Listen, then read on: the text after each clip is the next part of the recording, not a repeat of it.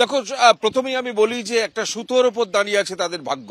কারণ 1 ঘন্টার মধ্যে এটা নিশ্চিত হয়ে যাবে যে এই যে 26,000 চাকরি এটা পুরোপুরি বাতিল হবে না। স্কুল সার্ভিস কমিশনের যে তথ্য, এখনো লেটেস্ট যে তথ্য স্কুল সার্ভিস কমিশন দিয়েছে, 5,400 জন অবৈধ, সেই 5,400 জনকে বাদ দিয়ে বাকিদের চাকরি বহাল থাকবে। আমাদের সঙ্গে যারা আছেন, আমাদের ক্যামেরা পার্সন সন্দীপ সাধুকাকে তাদের ছবিটা দেখাতে বলবো। তারা 6 বছর ধরে চাকরি করছেন, বেতন পাচ্ছেন, মাধ্যমিকের খাতা দেখছেন, উচ্চ মাধ্যমিকের খাতা দেখছেন, এমনকি তারা আজকে দাঁড়িয়ে আছেন এখানে শুধুমাত্র সেই সিদ্ধান্তটা শোনার জন্য যে তাদের চাকরি বাঁচবে কি বাঁচবে না।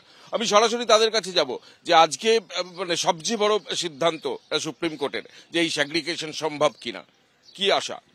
হ্যাঁ, আশা তো পজিটিভ যে রায়ে যা হবে ভালোই হবে, আমাদের পক্ষেই হবে, কেননা যারা যোগ্য তাদের চাকরি যাবে না, এটাই তো স্বাভাবিক, সেটাই হবে আশা করছি। অবশ্যই পজিটিভ তো আছি, তার সাথে কিছুটা টেনশনও আছে, কারণ মামলাটা অনেক দূর, এত দূর এসছে। 1 বছরের আমাদের দীর্ঘ পথের লড়াই, আন্দোলন, অনেক কিছু হয়েছে। তো সেই সব কিছু ঝড়ঝাপটা সামলে আমরা আশা করি ভালো কিছুই হবে। সংবিধানের উপর পূর্ণ আস্থা আছে।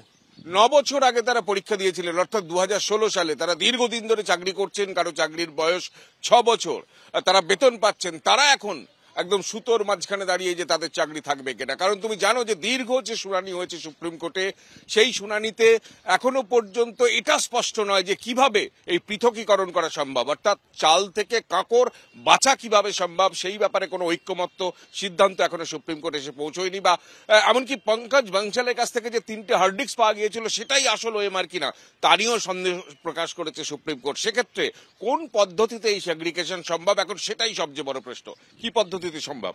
দেখুন, অলরেডি তো সেগ্রিগেটেড লিস্ট জমা দেওয়াই আছে, এবং দেশের সর্বোচ্চ যে তদন্তকারী সংস্থা সিবিআই, তারা কিন্তু এটা বলে দিয়েছে যে ডিজিটাল ওএমআরটা তারা উদ্ধার করেছে, তারা সঠিক এবং সেটা অরিজিনাল মানে ওএমআর এর সঙ্গেই একদম ম্যাচড। তো সেক্ষেত্রে নতুন করে ওই নিয়ে তথ্য দেওয়ার কিছু নেই। শুনানি শেষ হয়েছে, আমরা আশাবাদী এবং পজিটিভ যে যোগ্যরা যারা নির্দোষ তাদের চাকরি সুরক্ষিত থাকবে, এবং আমরা এটাও চাই যে দোষীরা শাস্তি পাক। হ্যাঁ, আমরা চাই যে যারা যোগ্য তারা যোগ্য সম্মান ফিরে পাক, আর যারা অযোগ্য তারা শাস্তি পাক। এই দুর্দশার মূল কারণ তো দুর্নীতি, সীমাহীন দুর্নীতি, যার ফলে আপনাদের এখন মানে 6 বছর ধরে পড়িয়েও আজকে চাকরি বাঁচানোর জন্য রাস্তায় নামতে হচ্ছে। হ্যাঁ, দুর্নীতি বটেই। দেখুন, দুর্নীতি করেও আমরা বৈধভাবে চাকরিটা পেয়েছি।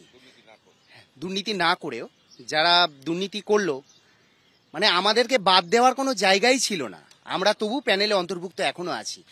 এবং আমাদের বিরুদ্ধে আজ পর্যন্ত স্কুল সার্ভিস কমিশন, মধ্যশিক্ষা পর্ষদ, রাজ্য সরকার, কলকাতা হাইকোর্ট, সিবিআই বা কোনো একজন সিঙ্গেল অথরিটি অথবা পার্সন আমাদের বিরুদ্ধে আজ অবধি একটা সিঙ্গেল অ্যালিগেশন আনতে পারেনি।